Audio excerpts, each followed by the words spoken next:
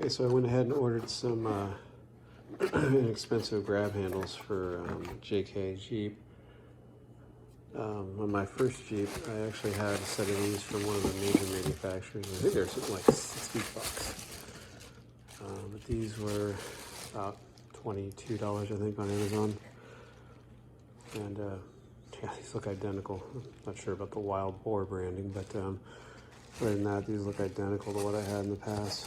Solid steel. If you have a lifted Jeep, I swear these handles are almost a necessity.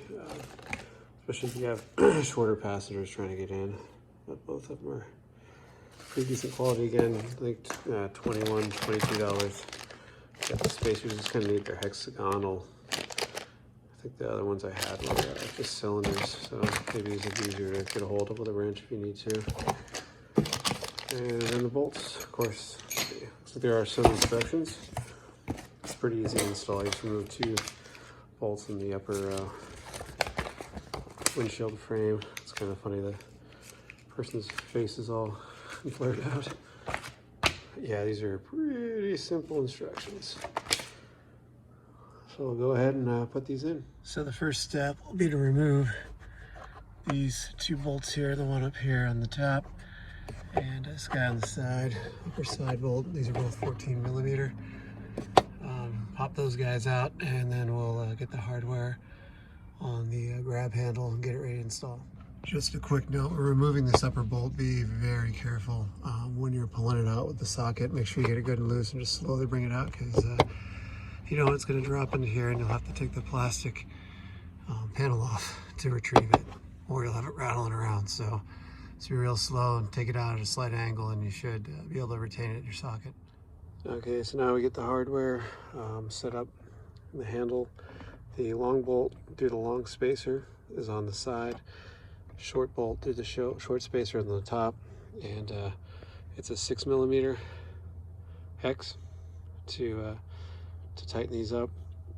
I believe we want to tighten, not tighten, but get the the top started and then get the side started, but we need to get them both essentially lined up and then start to tighten them in. But I'm gonna go ahead and line it up and see which one we want to start.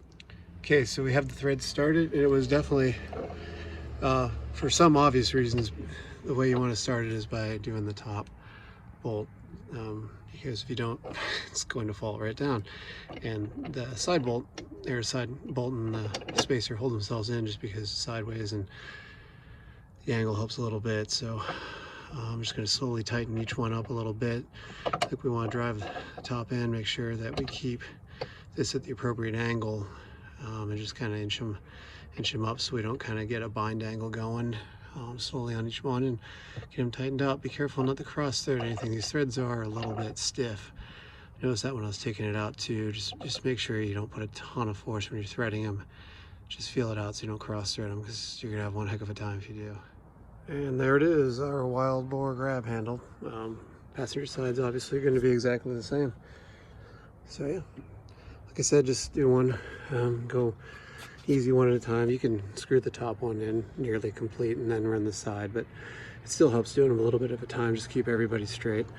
But yeah, I mean, I'm 230 something pounds, and definitely helps me get in. I don't have any step rails yet.